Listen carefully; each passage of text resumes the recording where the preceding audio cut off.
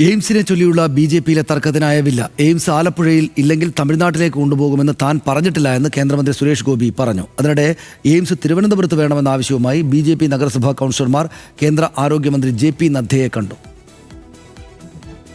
എയിംസിനെ ചൊല്ലി ബി.ജെ.പിയിൽ വിവാദം ശക്തമാകുകയാണ്. ആലപ്പുഴയിൽ എയിംസ് വേണമെന്ന പ്രസ്താവനയിൽ ബി.ജെ.പിക്കുള്ളിൽ തന്നെ പ്രതിഷേധം ശക്തമായിരിക്കെ വിശദീകരണവുമായി കേന്ദ്രമന്ത്രി സുരേഷ് ഗോപി തന്നെ രംഗത്തെത്തി.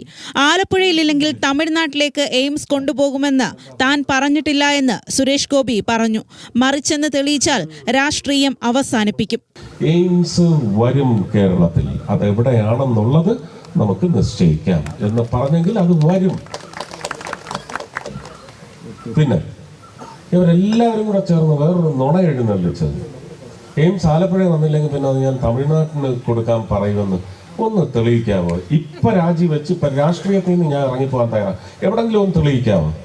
തൃശൂരിലെ വോട്ട് ചോരി വിവാദത്തിൽ LDF-നെയും UDF-നെയും പരിഹസിച്ചായിരുന്നു ഇടുക്കിയിലെ കലുങ്ക് സംവാദത്തിനിടെയുള്ള പ്രതികരണം. പൂരം കലക്കി, ചെമ്പ് കലക്കി, ഗോപിയാശാനെ കലക്കി, RLVയെ കലക്കി, ഇതെല്ലാം കഴിഞ്ഞ് വോട്ട് കലക്കി ശവങ്ങളെ കൊണ്ട് വോട്ട് ചെയ്ത് ജയിച്ചവന്മാരാണ് ഇത്രയും കാലം നിങ്ങളെ വഹിച്ചുകൊണ്ടിരിക്കുന്നത്.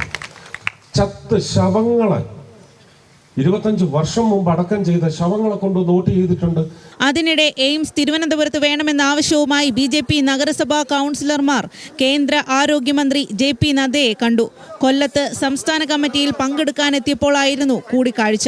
സർക്കാരോ നഗരസഭയോ സ്ഥലം നിർദ്ദേശിച്ചാൽ അനുവദിക്കാമെന്ന് നദ്ദ അറിയിച്ചതായും കൗൺസിലർമാർ പറഞ്ഞു. അടുത്ത നഗരസഭാ കൗൺസിലിൽ ബി.ജെ.പി കൗൺസിലർമാർ വിഷയം ഉന്നയിച്ചേക്കും. ന്യൂസ് മലയാളം, ഇടുക്കി.